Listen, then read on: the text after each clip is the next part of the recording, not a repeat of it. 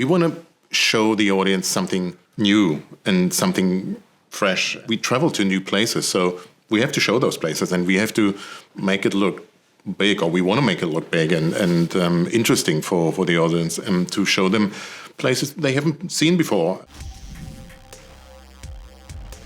Thank you for inviting me. Can you first tell me about where we are in the world of the Wheel of Time right now? Holger. So that's one room in the White Tower. Okay.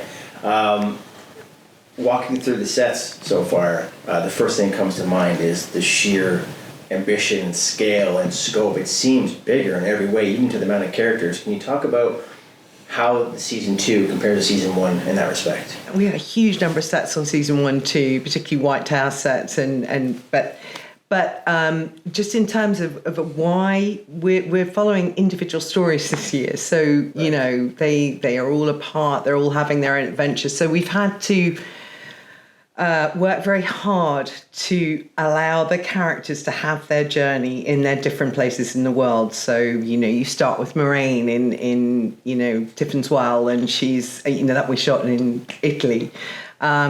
There's a lot of stuff in the White Tower this year, so there's a huge amount of sets here because Nynaeve and Egwene are there.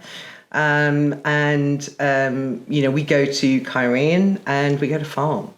So there's a huge scope of stuff this season in terms of story to be told, and a lot of new characters coming in as well, as you said. Speaking on that, we have our protagonists on their own journeys, some new locations. We have other new locations, new factions, some fan favorite characters joining.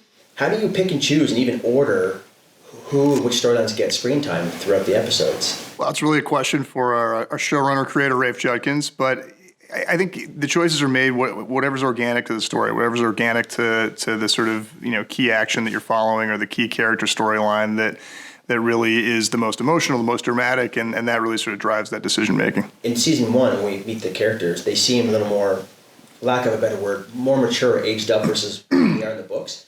And then I've seen the first few episodes of season 2, and it does feel even more mature beyond that, more adult. Can you talk about that tone throughout season 2? When you pick the characters up, they're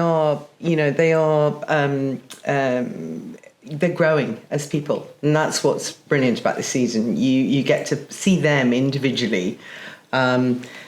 Shades of the balance issue, dark and light, and obviously we have all the Forsaken characters, and right. You know. So they're on, and obviously the Seanchan, who are a big threat. So the whole season is they're maturing, them finding out about themselves, who they are, where they fit in the world. Seanchan are obviously a fan favorite faction coming in. There are other new antagonists, so the stakes are high. Mm-hmm. How do you maintain that and think and keep in the back of your mind that, we have to kind of keep raising the stakes or maintaining this throughout future stories too? Okay. Of course, the stakes are high on season 2 in general, and new seasons. So, following the books and the scripts, it comes naturally, basically. And we want to show the audience something new and something fresh, and even based on the books. So we travel to new places, so we have to show those places, and we have to make it look big, or we want to make it look big and interesting for the audience, and to show them places they haven't seen before. And I mean, of course, we always want to keep the stakes high. So that's a good task for us. But with our team and the team effort, I think we can make it work. And with the cast, team, we are all passionate about the project. So everyone is a huge fan of the series, and so that makes it easier for us. We all love doing it. Yeah. I think everyone, just the amount of detail in every conversation I've had, it's just so impressive. Walking through the costumes was so impressive. One of the things I noticed watching the first episode is the visual effects around the channelers using the weave. It's noticeably different. It seems more detailed but also colored. Was that a very intentional change from season 1? Yes. Yeah. You know, I think when you saw channeling in season 1, it was really that big finale, you know, with Moiraine, you know, channeling the fireball at night, and now we're getting it a more intimate setting around channeling. You're seeing that detail because these are moments of not necessarily sort of just debris falling around and massive in the midst of battle. You're seeing channeling in the way that is more described in the books and throughout the White Tower. Yeah, we've worked on it a lot with Scarlett, our movement coach. So each of the actors who are weaving, they have their own sense of what they're doing, and VFX supervisor Andy Scrace has worked very closely with the actors and with the movement coach to talk about who their characters are. So Alana is very sensual, and Egwene is sort of stressed to kind of get it out, and Nynaeve is a burst of energy, and we've worked very hard on that and providing. We did like improving it with the colour, so we have water, earth, air, all those things, and particles in it. So it gives it more a sense of it's there. Yeah. So the water has particles in it. The fire, when you see it, has fire, sparks of light. So it's beautiful what they've done. Beautiful. That does seem like a more like literal translation of some of the pages from the books. Yeah. Can you talk about, just in general for season 2, some of the most challenging things to adapt or introduce from the books, and maybe some things that just maybe not a fit for live action right now? To pull off all the locations and new places, it's a big challenge. So we have to build new sets, massive sets, interior as well exterior. So to combine the interior sets here in Prague with the locations either outside of Prague or in Czech Republic, or most of them then in Italy or Morocco. That's a big challenge, and we want to make it as organic as possible, and so you don't feel that so it's seamless, that you feel, well, they shot it in a real place, and it's. Yeah. Outside of adapting the books, what's sort of the biggest challenges to execute on the season?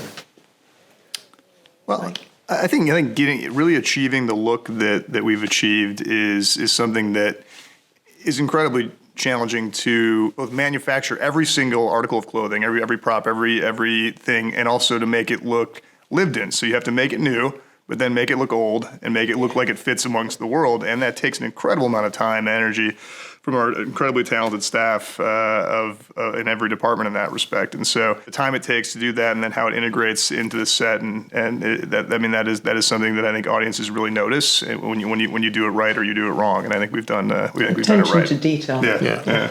If you look at the Sean Shen costume, I mean the details on it's amazing. But you have to think about. These are soldiers, so they have to fight. So they have to move, and it can't be.